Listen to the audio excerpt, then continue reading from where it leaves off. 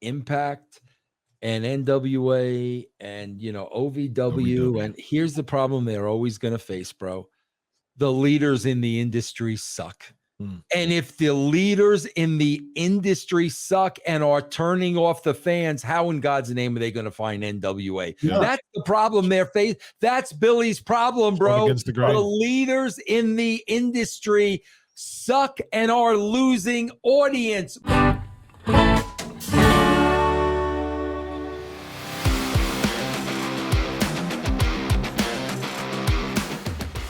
You know what's interesting, Chris? Like, I swear it's like, and I don't know how to explain this. With the casual audience, if you were over, you were over forever. Warrior was over forever. Hogan was over forever. Savage was, Austin's Taker. You're over forever. Yeah. Bro, with the niche audience, it's flavor of the month. Sure. And I mean, and you can look at everybody. Bro, the Bucks ain't over like they used to be over. Nope. Sami Zayn and Owens aren't. Why do you think Kofi? Chris, that is so weird to me, because with the casual, once the casuals buy in, you're over. You're doing Subway commercials. You're in movies. You're over till you die.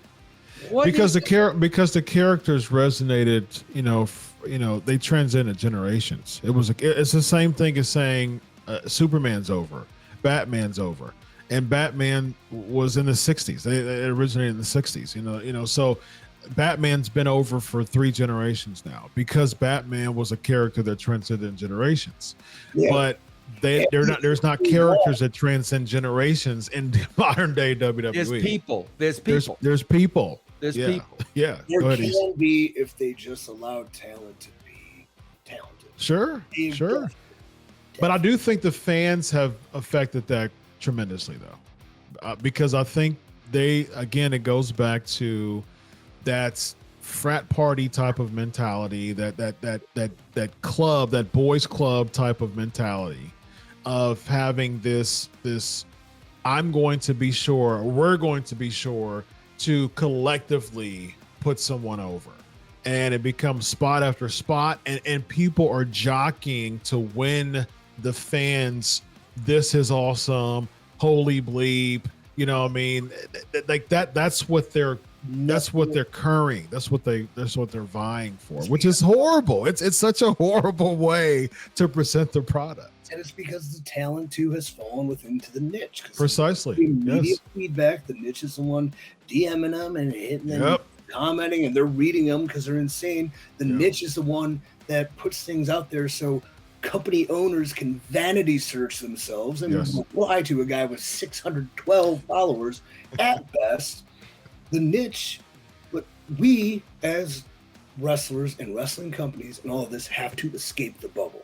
That niche will be there. And you know what? Guess what? If it went down to 1.2 for 3 months, but then it's 1.4 the month after that, that's 1.8, then it's 2.0. Guess what? That's progress. You have to take steps back to take steps forward. You cannot keep putting band-aids on these horrible, self-inflicted, awfully creative, terribly context, stupid, idiot, social media following fools bullet wounds. You just can't do it. Yeah, precisely. Blow it up. Come watch NWA. It's awesome. In a sense, I'm on it, and I'm the best there is. But there's simplicity in character development. It's not, I don't want to say it's easy to digest, but you're not getting overly confused. Bad guy, good guy. I watched casual fans watch our product. They get it, and then they enjoy it. Are we creating lifelong fans that are seeking the product out? That's the issue. That maybe 1 here, 2 there, but to continually doing that, you have to continuously be consistent in a well-presented product that is just easy to digest and doesn't overcomplicate things and allows the talented people to be talented people. Think of it this way, Vince, to your EC3, to your point of good guy, bad guy. From a casual fan standpoint, it's like someone watching an episodic television series for the first time. All right. Okay, cool. I know who that character is. I know that this person's the villain. I know this person should be, and is the antagonist. I know that I shouldn't like this person. This person is hooking me because this person is heroic, or this person is kind of coming from behind, that type of mentality.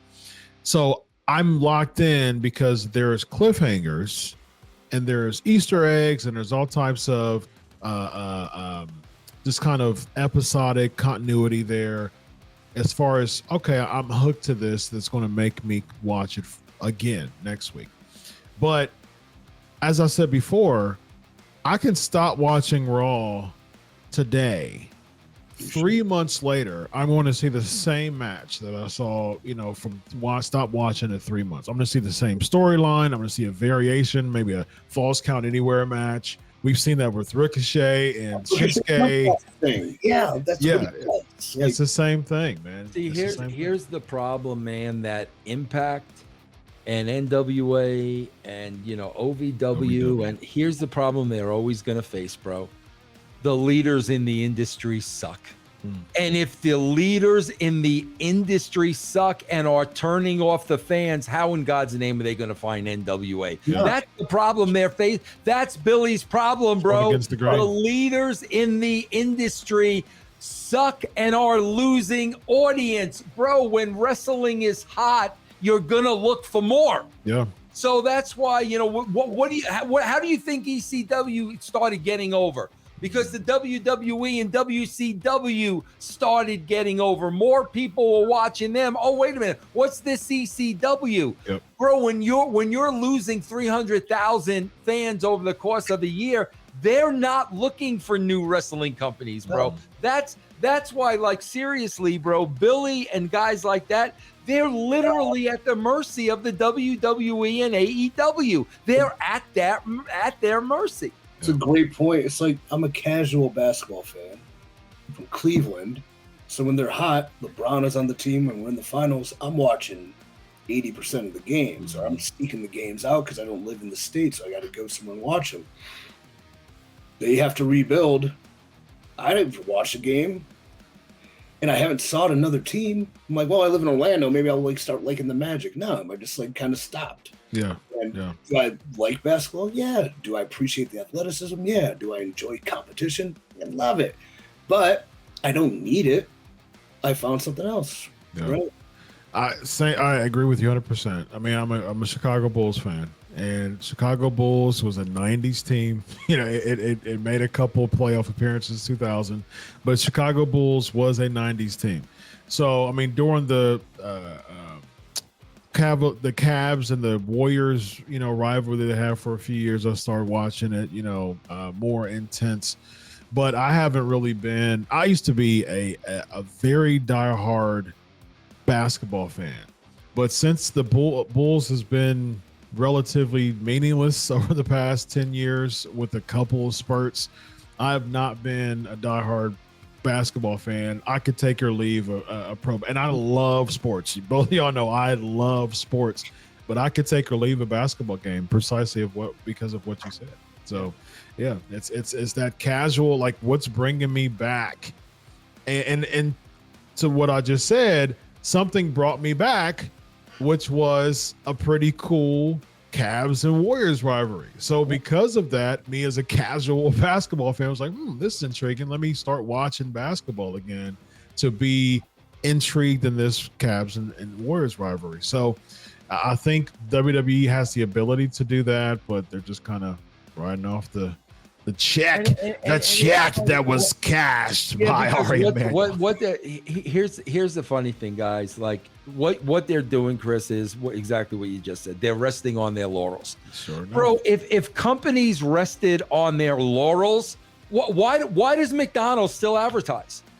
Why should they? They're freaking McDonald's, but they're competing. They want to be number one in the market. That's why every 30 minutes you're seeing a McDonald's commercial, bro. Yes. Yeah. The WWE is so freaking complacent where they should be competing with themselves. Like, literally, bro, if AEW is in competition, then you know what? there should be a Raw creative team, and there should be a SmackDown creative team, and you guys should be competing against each other. And bro, maybe there's Chris, maybe every show there's a bonus. Maybe maybe there's a $5,000 bonus to every writer if SmackDown has the highest rate. That's create it, bro. Why wouldn't you do that? Yeah, absolutely. They do it in companies where they have teams go together. Whoever produces the big numbers gets the pot. Gets what's in the kitty. You know what I mean? So great point. I think Raw and SmackDown should compete against each other. That would be a great, kind of, in-house, type of competition. That's do you see a problem with that? EC3 is, as I love it. I love it, and it reminds me of like the brand extension or the first draft. Like we were under the impression these are going to be legitimate competitions, and then of course it was 1 week, and then a number dipped slightly, and Vince said, nope, I'm back. Like, so he just can't. They couldn't take that step back, because they had to introduce a bunch of new talent. So you got some stars on Raw, and then you have a bunch of new guys, and then SmackDown's kind of had like 2 or 3 stars, a lot of new guys. And of course, dip. But then, we get Batista over there ASAP. We just had the brand split. Doesn't matter. Like, they couldn't commit to it. They couldn't stay consistent. They couldn't know. They already had a stranglehold on the industry. And to become great, you do have to not fail, but take these steps back to then go forward and build the foundation. There's no foundation. It's been patched together for 20 years. Yes, indeed. Well, speaking of patched together, we are the 7-Star Club. We are patched together, but we are the seam is super knit and super tight because we are the 7-Star Club. And if you want to be a member of the 7-Star Club, Vince has got a message for you. From the Department of Corrections in Cobb County, Georgia, weighing 357 pounds, the big boss man. That's the best I could do right now. Very nice. From Disco Inferno, pretending to be Howard Finkel, ladies and gentlemen. Yes, indeed. If the fan base, if you want to pump up the algorithm, like and comment. If you want a 7-star shirt, I'll get it designed and we'll get it fulfilled. Very nice. I like it. 7-Star Club, ladies and gentlemen. I want a hand with just 7 fingers on it. That's it right there. That's absolutely it right there. We got if it was me, just real quick, and then we'll wrap it up because we're all tired. But if it were me, bro, SmackDown and Raw, there's one head writer. You get to hire 2 writers of your choice. Yeah. It's a 3-man team. This is the competition. This is what the winner gets. And guess what, bro? The loser has 3 months, or we're on to the next team. That's what I'm doing. And have a legitimate draft. Have these guys. Yes. Yep. All right, well, we're gonna make sure Roman's on SmackDown. We're gonna make sure Cody's on Raw. But literally have a serpentine draft. Yep. And then so if I'm a writer who's just getting bumped up, brother chose me, dude, I see something in I don't know, JP Morgan, whoever the hell you said his name was. I think if we did this, this, and this, he can be a huge star. Well, convince me. And then you build it up, and then you're putting your faith behind it. Your skin is in the game. Yep. You're going to make that guy get over. Yep. That's right. Yeah, that's fantastic. Awesome, bro. That's business fixed. It's found it again. Yep. Again, absolutely. Yeah. We got Vince Russo, former WCW World Heavyweight Champion, former WWE Head Writer. We got current NWA World Heavyweight Champion. He is the EC3 3-time World Heavyweight Champion. EC3, the Overman. And I am Dr. Chris. This is the Wrestling Outlaws. Have a good night, everybody. Solo.